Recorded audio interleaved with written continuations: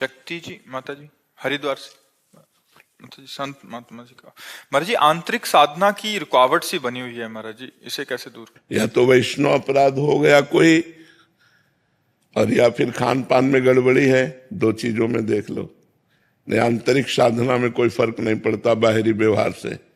या तो किसी संत के प्रति अपराध बन गया है, चाहे वो मानसिक हो, चाहे वो वाचिक हो, चाहे शारीरिक हो, तो आपका भजन रुक जाएगा। या अशुद्ध भोजन हो गया तो भजन में गड़बड़ी हो जाएगी।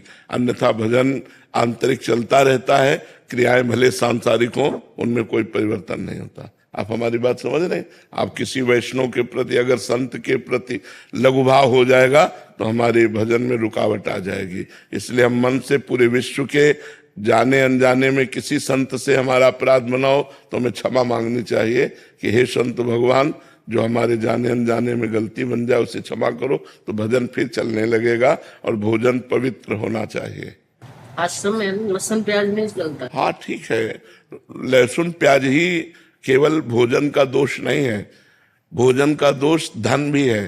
किस धन से भोजन आया है, जिस धन से भोजन आया है उसका प्रभाव हमारे ऊपर पड़ेगा। भले वो सात्विक मूंग की दाल और रोटी हो, लेकिन वो धन अशुद्ध प्रकृति से कमाया गया है, पाप कर्म से कमाया गया है और मुझे दिया गया है, तो मेरी बुद्धि पर उसका फर्क पड़ जाएगा, उसको बुद्धि भ्रष्ट हो जाएगी। भीष्म पितामह जी, द्रौपदी जी, युधिष्ठिर जी और सब है सैया पर पड़े हुए हैं, जो बाणों की सैया पर। तो उनसे प्रश्न युधिष्ठिर जी कर रहे हैं, तो सटीक उत्तर दे रहे, तो द्रौपदी जी हंस पड़े। तो भीष्म जी ने कहा, बेटा हंसे क्यों, उपदेश कोई हंसने वाला तो है नहीं।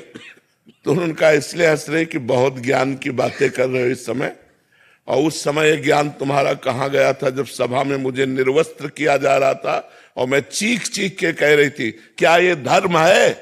तो आप जैसे धर्मात्मा पुरुष की बोलती बंद थी, क्यों नहीं बोले उस समय, और इस समय आप बोले हो? तब भीष्म जी मुस्कुरा दिए और बोले, बेटा उस समय पापी दुर्योधन का अन्न खा रहा था, 6 महीना बाणों की सैया पर पड़ा, सारा रक्त निकल गया और भीषण कष्ट से, तो वो पाप नष्ट हो गया। अब मेरी बुद्धि पवित्र है, अब जो पूछोगे बिल्कुल धर्म संज्ञक उत्तर होगा। उस समय मैं नहीं बोल पाया क्योंकि पापी दुर्योधन का अन्न खाए हुए थे। अन्न का बड़ा प्रभाव होता है। किसी